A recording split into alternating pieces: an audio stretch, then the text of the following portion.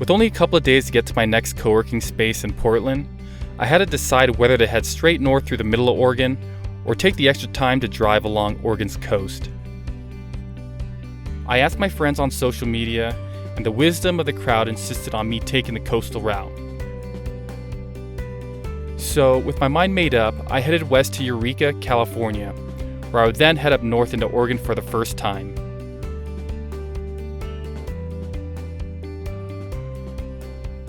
The road to the coast followed the beautiful Trinity River and wound its way through the forests and lakes before eventually depositing us out at Eureka, California.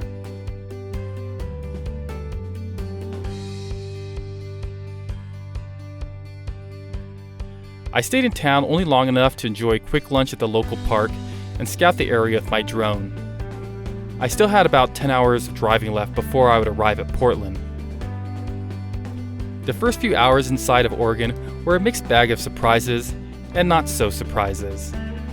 The Welcome to Oregon sign had been tagged with graffiti. Not sure if that was representative of the political unrest going on in the state and the country at large.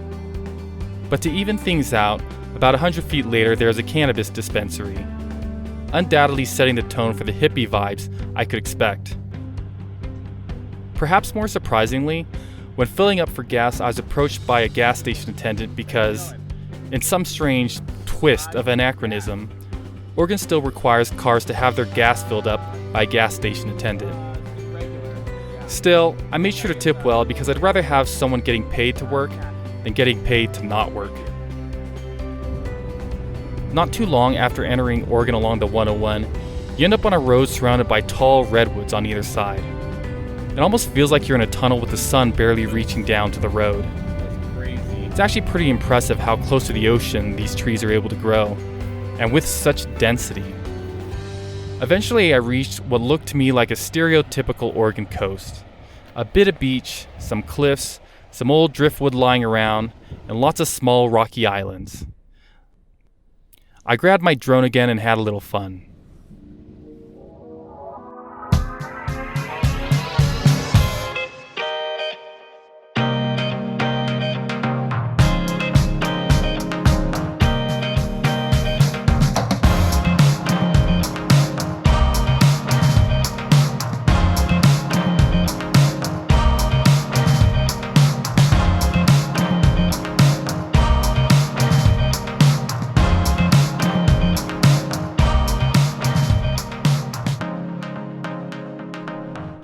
As the sun started to set, I looked for a good place to lay my head down for the night.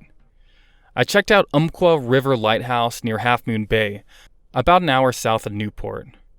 Let me tell you, if you happen to be in the area at night, I highly recommend checking out this lighthouse, which will undoubtedly be casting its lights outward into the night. The laser-like beams look especially eerie when they hit the forest side of the lighthouse, and give off a vibe of some sort of forest spirits haunting the night. I would have loved sleeping overnight in the area, but the prevalence of sand dunes and campgrounds meant that even late at night, the sounds of dirt bikes were everywhere. So I traveled on. While filling up on gas earlier in the day, I was told by an older gentleman that Sea Lion Cave just south of Newport was an absolute must-see. So I found their parking lot right off the 101 and pulled in for the night. I woke up ready to see some sea lions. It only cost me $15 to enter, and the gift shop showed off some of the old hullabaloo that the tourist attraction used to get back in the early 1900s. I excitedly went down to the cave, and was definitely impressed by it. It was apparently built by the owners a long time ago, and I can only imagine how much dynamite or excavation was needed to create it. The cave is literally deserving of being up there with the Bat Cave. But looking out into the sea lion area, I saw only one sea lion, and it must have been more than 100 feet away. No problem, I talked with an employee who said there'd be a lot more sea lions near the rookery, whatever that is. I headed to the rookery and lo and behold, there were dozens of sea lions, about 150 yards away. So, let me be frank here. I love the idea of expressing my amazement at the sights and experiences that I encounter while on this trip. I generally want to encourage people to visit the places that I go to while on my road trip. But with that said, and it pains me to say this, I think you can skip sea lion caves. It may have only cost $15, but I've seen plenty of sea lions up close in Northern California and La Jolla Cove down in San Diego. At those places, you'll be able to get much closer to the animals, and it won't cost you a dime. I can see how people 80 years ago were impressed by this attraction, but at this point the cave is really the only thing we're seeing. In my opinion, this one is just not a must-see. So I headed back to my car and continued up along the Oregon coast, apparently with about 500,000 other people. The road tends to be a one-laner, and all these snowbirds aren't known for their speed, what with their RVs. Still, I managed to make it to Thor's Well fairly quickly. In contrast to Sea Lion Caves, Thor's Well is just a free and natural attraction where the roaring waves of the Pacific meet the rocky Oregon coast. The result is geyser-like spectacles, with each wave trying to outdo the previous.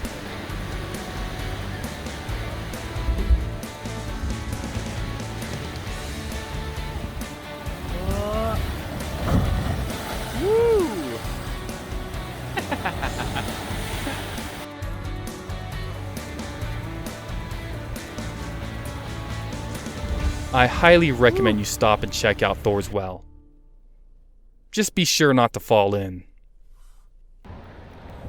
As much fun as I was having on the coast, I had to keep a schedule. I continued north to Astoria in northwestern Oregon, one of the main areas where the Lewis and Clark expedition set up camp back in 1805. It's still crazy to think that their team was able to make it all the way across the US over 200 years ago. I checked out the Astoria column, which I mistakenly thought was a lighthouse at first. And I must say, the hill gives a great, almost 360-degree view of the surrounding area.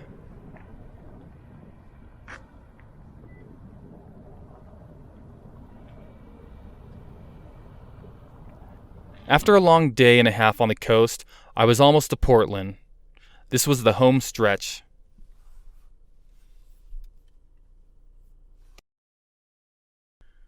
Once I arrived at downtown Portland, I double-checked some of the addresses of the co-working spots I had been looking into.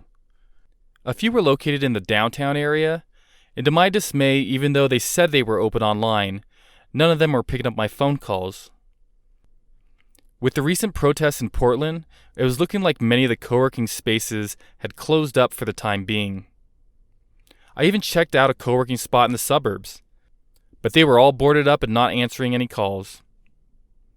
I guess this is what I get for not confirming that these places were still open. I had to make an executive decision.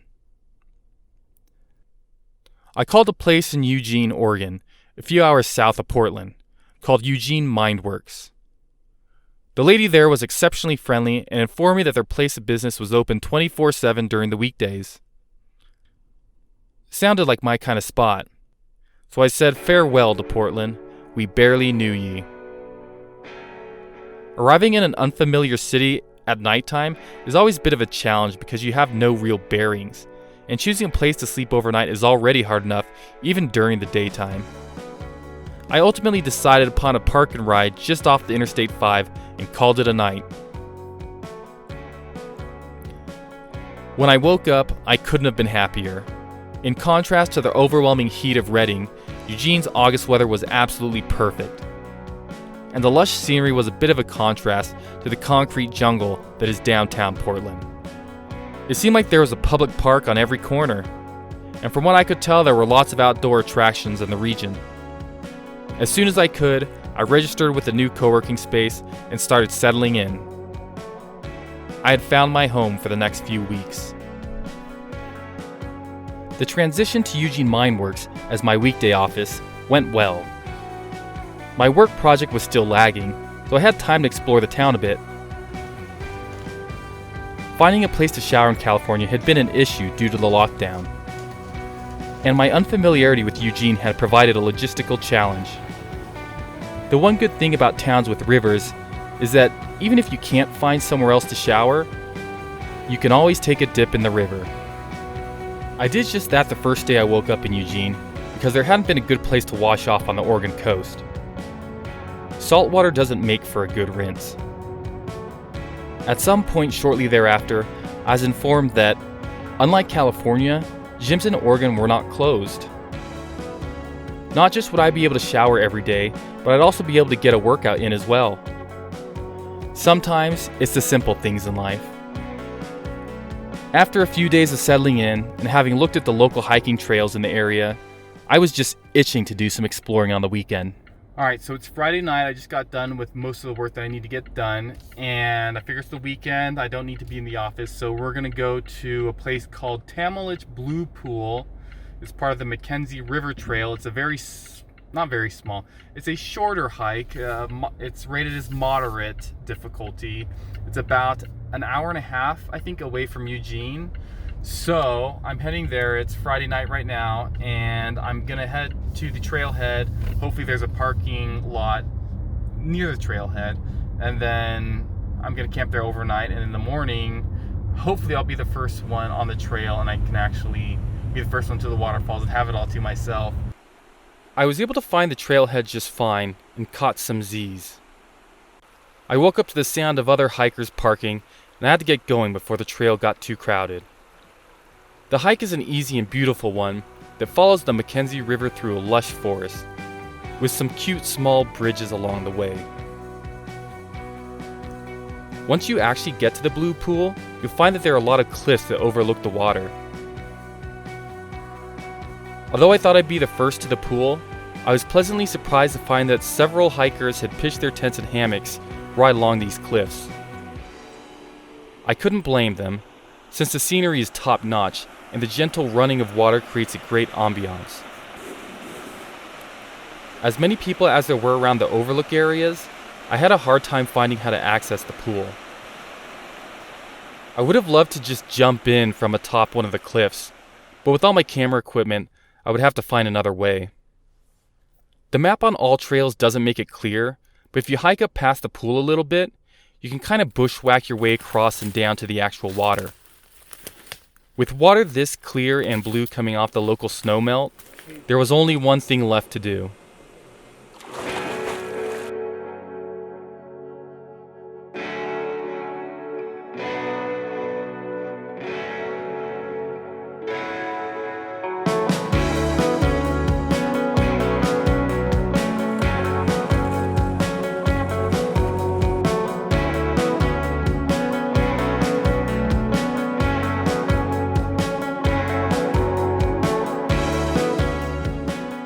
So that was like incredibly cold. The water's very close to freezing. It almost felt like there was ice forming in it, like on small microscopic level. But it is beautiful.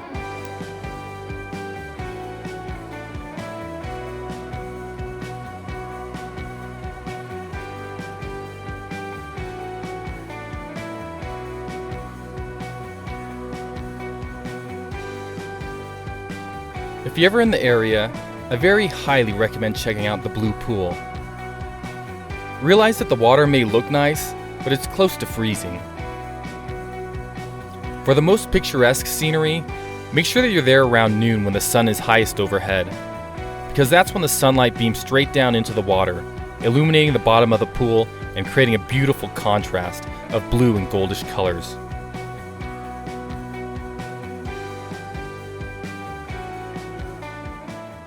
Don't take this to mean that you should show up to the parking lot late in the morning though. Otherwise you might also have a long hike from your car to the actual trailhead.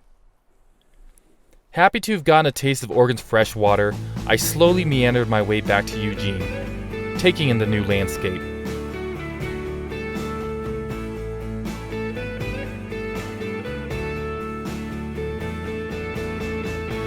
I had a feeling I was gonna love exploring the state.